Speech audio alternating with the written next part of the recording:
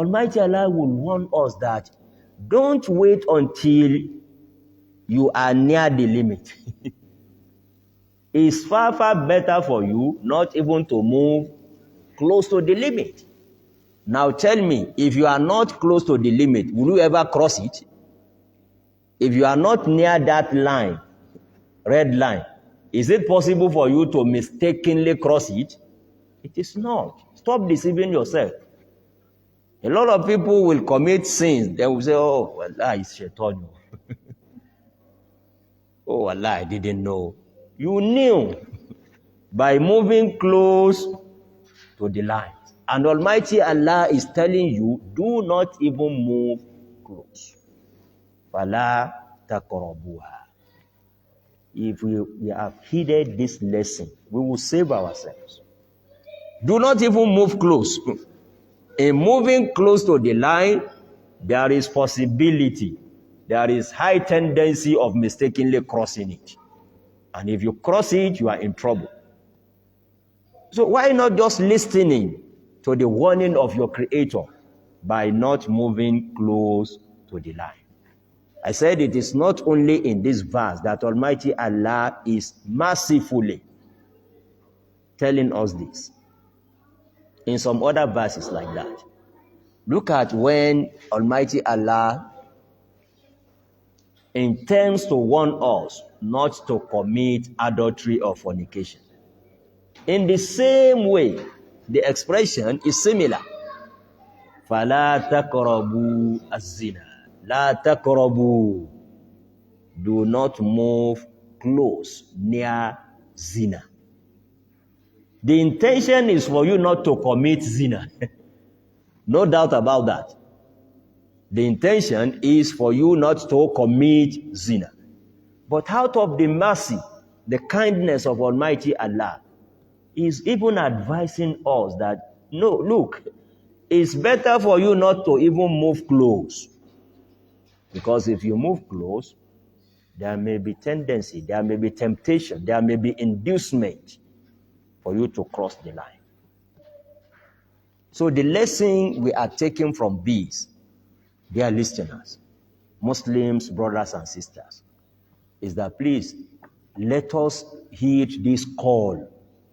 Try as much as possible not to move close to those limits set by Almighty Allah. You are better off, because as I said, if you do not move close to the line, there's no possibility of crossing it. There won't be any possibility of mistakenly crossing it. But if you have been careless, you have been negligent, moving close, every day human beings are moving closer and closer to sin.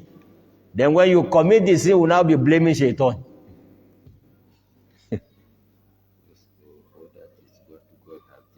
That God has destined it to be. Stop deceiving yourself. That's why I said Quran has detailed rules of everything. In what better way can it be put? Don't move close to zina. You know, by the time you yourself tune your television set to some channels that you know that what you see there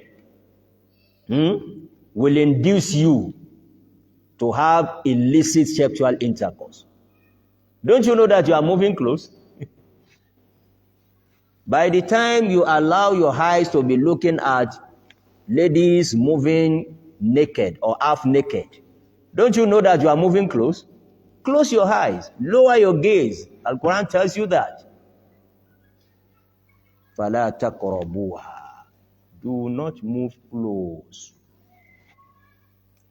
In some few days ago, we read it on the pages of newspapers, social media, and the rest.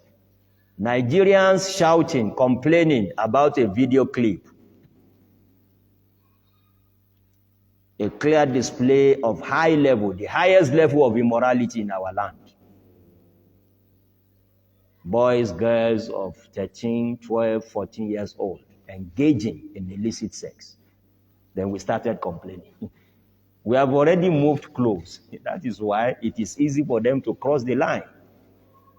As I said it, a society, a country that celebrates Big Brother Niger should have no moral ground to complain about such a video. We have already moved very, very close. For years, that has been displayed for young and old. They were seeing it. You don't want them to put it into practice. If you learn any art, anything, you would like to practice it. That is what is happening. If we have listened to Almighty Allah, that will never happen. Block that means it has become even a general principle of Sharia. Allahu Akbar. Ulama have devised a principle of Sharia from this verse and others. What do they call that principle? Shaddu Dhariya. Shaddu al-Dhariya. Usually in the Maliki school in particular. It's a very popular principle of Sharia. What does it mean? Please block the means to haram before you get to that place. Block the means. Blocking the means. Blocking the means is exactly what is being said here. فَلَا تَقْرَبُوهَا. Do not move close to the limits of Almighty Allah, to the boundaries, to the red lines. Else, you may cross them, and crossing them is dangerous. So if you don't want certain things, we must never do certain things. That's a lesson for us as Nigerians, generally. When we have prepared a ground for something, and when it arrives, then we start crying. What kind of a people are we? فَلَا تَقْرَبُوهَا. Don't move close to those limits. In that verse that we cited, لَا تَقْرَبُوا الزِّنَا, fornication, illicit sex, adultery. Allah warned us, don't move close. If you allow indecent dressing, you allow indecent show to be freely displayed, you are moving close. You are moving close. And crossing the limit will be the easiest thing. If you are already on the edge, you have moved very, very close to the limit. So in Sharia, in Islam, we even have that principle that says, look, sometimes you may have to even move away from something that is originally permissible if there is possibility of it leading you to what is prohibited. It is in the spirit of not moving close, the same spirit of not moving close. In an authentic hadith of the Prophet ﷺ, he further amplifies this. The Prophet said, sallallahu alaihi wasallam, "Inna al-halala bayyinun, wa inna al-harama bayyinun, wa baynahuma umurun mushtabihat, wa fi riwaya mushabbahat." He said, all of us is clear. Halal is clear, is distinct from haram, unless you are deceiving yourself. We all know if you are a Muslim of 1 year, of 2 years, of 10 years, of 20 years, you must have known certain things that are clearly halal. And you must have known that certain things are clearly haram. Halal of Almighty Allah is clear.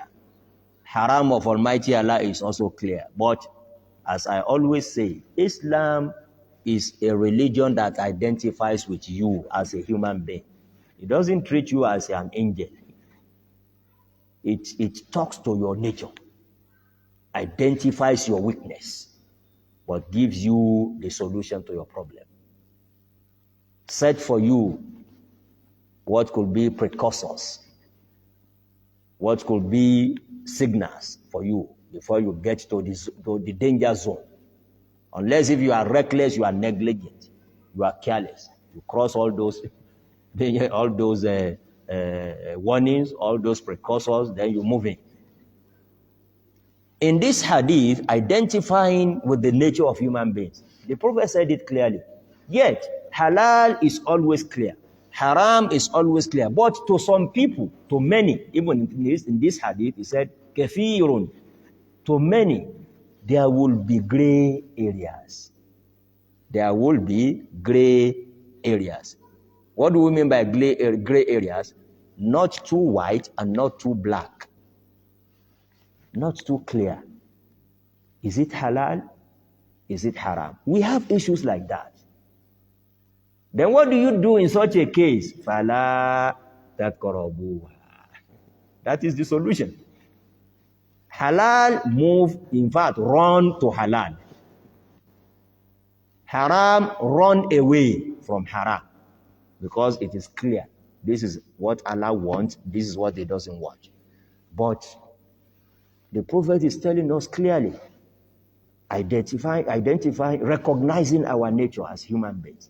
That despite that, you may have gray areas between the two extreme ends. You are not sure in this situation. You may find yourself in such a situation. You don't have a scholar around you to ask, oh, is it halal?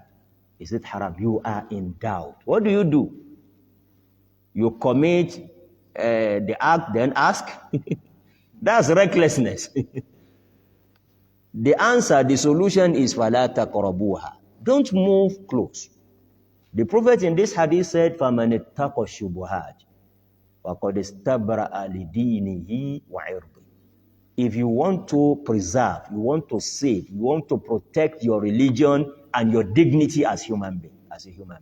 That is how it is put in that hadith. In Islam, not only your religion must be preserved, even your dignity as a human being must be preserved.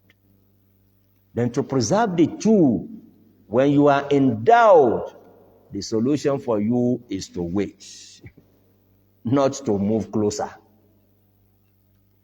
So please let us note this. It's very, very important in guiding our thoughts, in guiding our acts. That if you have a gray area, why going to that gray area? Stop until you have a clear picture. So this is what Almighty Allah is telling us here. فَلَا تَقْرَبُوهَا. These are the limits set by Almighty Allah. And the solution for you not to mistakenly cross those limits is not even to come close to the limit. كَذَلِكَ يُبَيِّنُ اللَّهُ آيَاتِهِ. In this way that you have all listened to for 3 days now, we have been on this verse in details. That is how Almighty Allah explains يُبَيِّنُ. يُبَيِّنُ اللَّهُ آيَاتِهِ. He explains, He amplifies His verses for us. His instructions, His injunctions, His instructions to us. Why? لَعَلَّهُمْ يَتَّقُونَ. So that we may become pious. So that we may become conscious of our duties and obligations. That's the essence of all these lengthy and full and detailed explanations.